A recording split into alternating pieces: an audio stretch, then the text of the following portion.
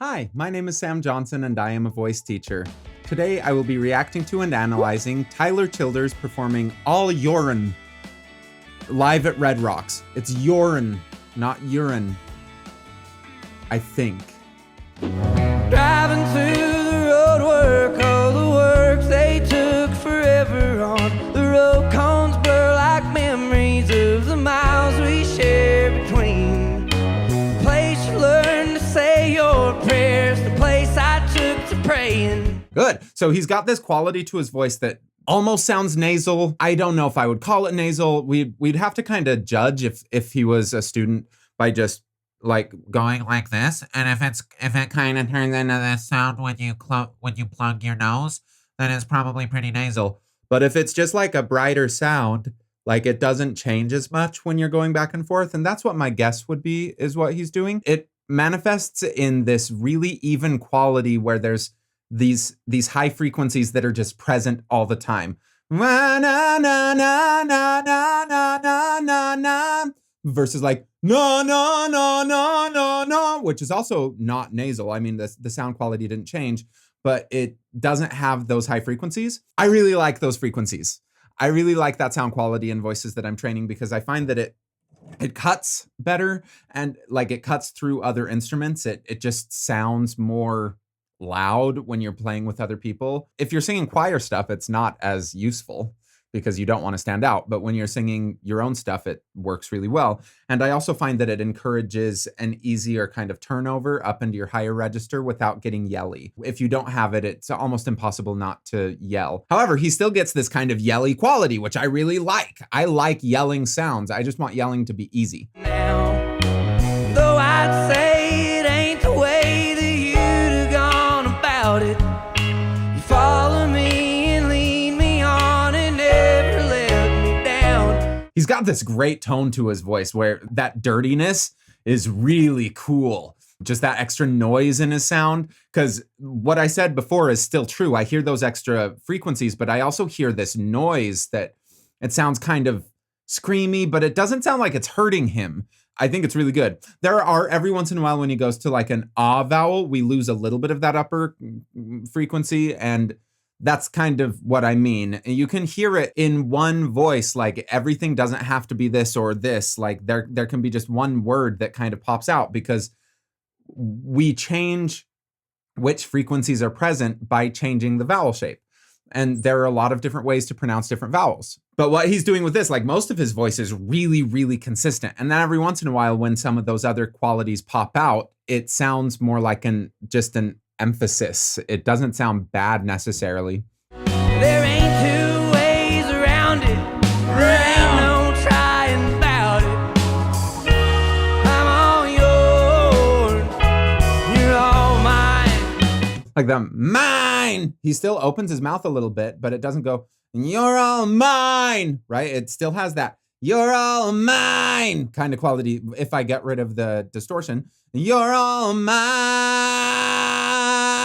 It doesn't change everything else. It just adds the extra distortion. He's really good, by the way, y'all. Like, I really like this guy. I like his songwriting. I think he sounds great. Fried morels and fine hotels and all that in the middle. He kind of uses this affect, this kind of crying sound, which I really like using in lessons. And you can get some of that little cry yodely kind of sound, which I think is really stylistically appropriate for country music. It also just makes it easier to sing in this part of your range. Like he's up at this E flat all the time. And in a lot of guys' voices, that's a really hard part of the range to sing because it feels like we should either pull this lower feeling up or totally let go and go into a different feeling. And using that kind of affect, I think, is really helpful. What's also wonderful about it is that affect doesn't seem ingenuine. It just sounds like he is singing about what he's feeling and that he is like really letting himself feel. And that's doing the change to his voice rather than being really calculated about everything. Part of me that ain't around, I'm always talking to. For example, he could have gone, part of me that ain't around, round, and that really stands out versus part of me that ain't around. And that's just going from It's mostly a tongue change. And you could do it by dropping and raising the soft palate a little bit, but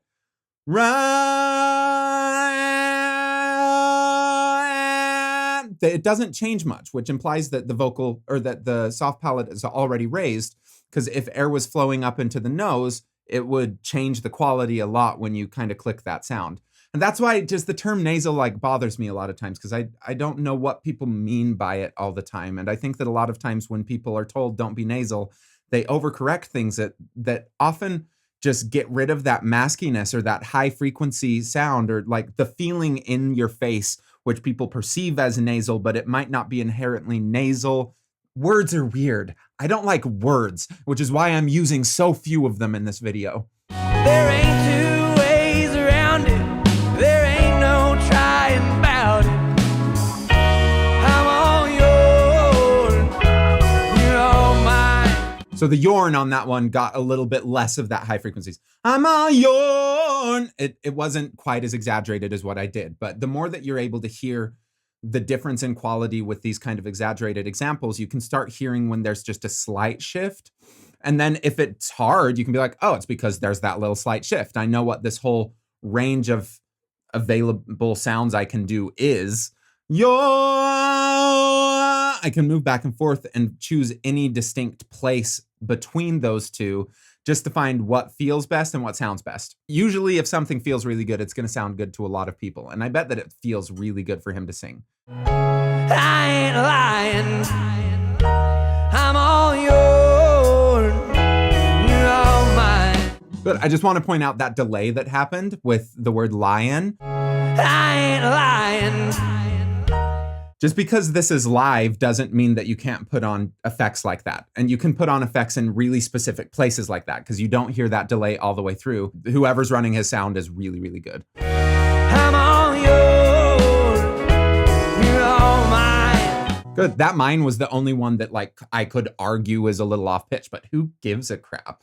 Like who cares if it's a little bit off? Because it sounds like sometimes emotion is ugly and sometimes emotion is off pitch and stuff. And I think that our job is to practice in the practice room and make sure that everything is right on, that we can get to the right pitches, the pitches that we want from the melody. And then when you go and you perform, just trust that all that work is probably not going to be in vain. And if things get a little bit off, that maybe that's going to be some of the moments that people in the audience like the most. Another thing I'm noticing is he's not opening his mouth a lot, except for some of those words that have that extra emphasis. So he's like, I'm all yours and you're mine, right? Like if he wants to make it a big emphatic sound, then he opens his mouth a little bit more and he's able to get that. But I bet that he is not thinking, okay, I'm going to open my mouth to make it. I think he's just thinking, I'm going to give this a little more emphasis, and his body responds accordingly.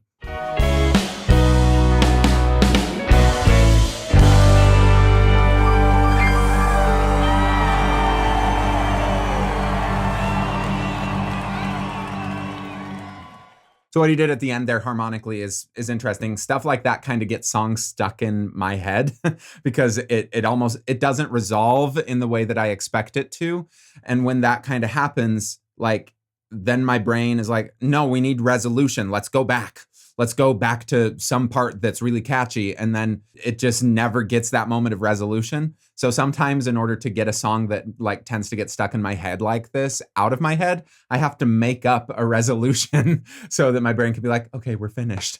He's a really good musician. I like his stuff a lot. I haven't listened to him a ton, but what I have listened to, I'm really impressed with him as a songwriter, really impressed with him as a vocalist. And I think that another thing with people who use these kind of gravelly sounds, the proof is in the pudding. If you're able to tour a lot and you don't blow out your voice and you don't cancel things, you don't cancel shows, the way that you're adding the distortion is healthy. I think he's doing a lot really, really well. I think he'll be able to tour and write for a long, long time. Thank you for watching. Please like, subscribe, leave a comment below. If you're interested in signing up for voice lessons, go to vocalease.net. Thank you. Please have a good day.